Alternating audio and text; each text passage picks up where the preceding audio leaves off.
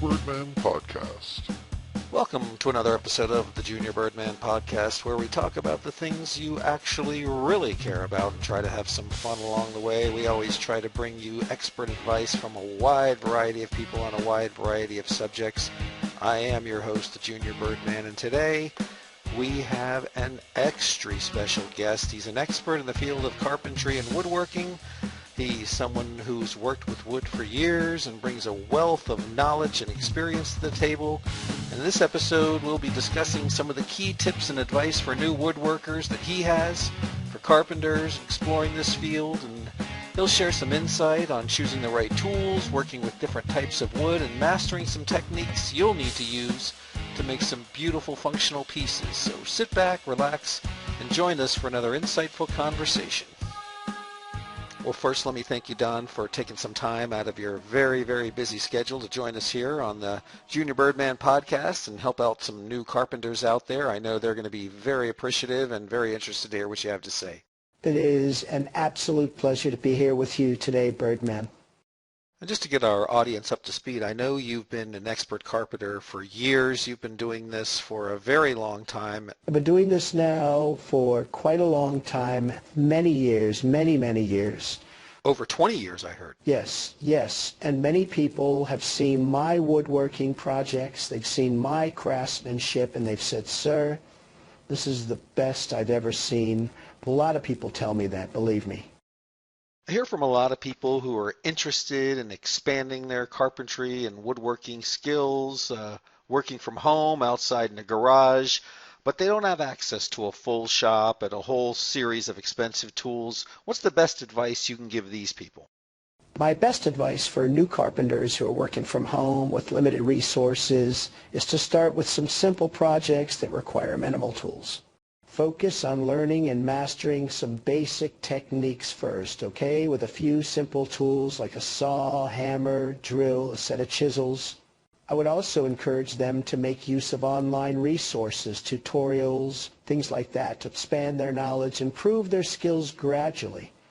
Another great tip for new carpenters is to try to repurpose and salvage materials from around your home and neighborhood. It's a great way to save costs, and it's a great experience working with different materials.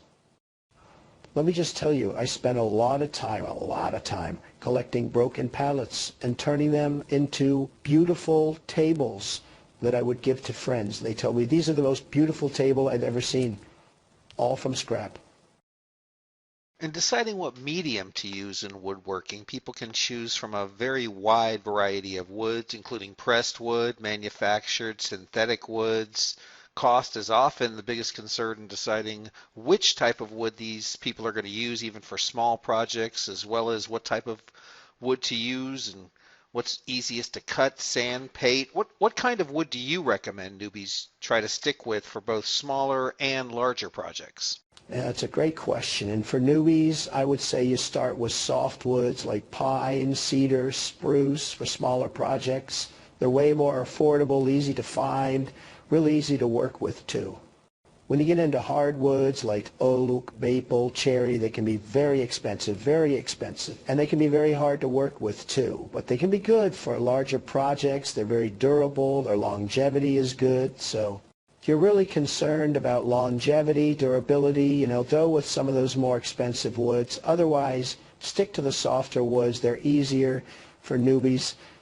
The manufactured synthetic woods like MDF, particle board, not a fan of particle board, but they are also affordable and easy to work with. You're not going to get the same level of strength and durability as you will with natural woods there with these manufactured woods. I'm not a fan of those at all, not at all. It sounds like there's quite a few choices even for amateurs. There are a lot of choices, and like I say, not a fan of the manufactured. I like the natural woods. I like the oaks. They're very durable, have a very natural look. I like oak the best. Well, oak can be really expensive, and it's hard, so it's a little difficult to work with, too. But that's also true, and like I said, you can go with the pine. It's very easy to work with. It's inexpensive. Spent a lot of time working with pine, too. It's a great wood. You can build a lot with pine. Without running up costs for new woodworkers, what power tools do you recommend they buy, and what basic tools does every carpenter need that not everyone recognizes they need when they start? Well, I mean, for power tools, you start with some basics. You got to have a drill. You got to have a circular saw. You got to have a jigsaw. That's a good set of tools. Very versatile set. Can handle a wide range of tasks, cutting, shaping, drilling holes. Very good basic set. As for the basic hand tools, you got to have a measuring tape. You got to have a speed square. You got to have a level. You got to have a set of clamps. You got to have things like that. They're all going to come in handy when you're building things. That's great. Yeah, and one more thing, you want to make sure you have good quality tools. You don't want low-grade tools. You don't want something that's going to lose its edge. You want really quality tools for the work you're doing. How about a drop saw or a table saw? Table saw is great. Maybe a lathe or even a planer, but some of that equipment's very expensive, and not everybody has room in their shed or backyard for a big piece of equipment like that.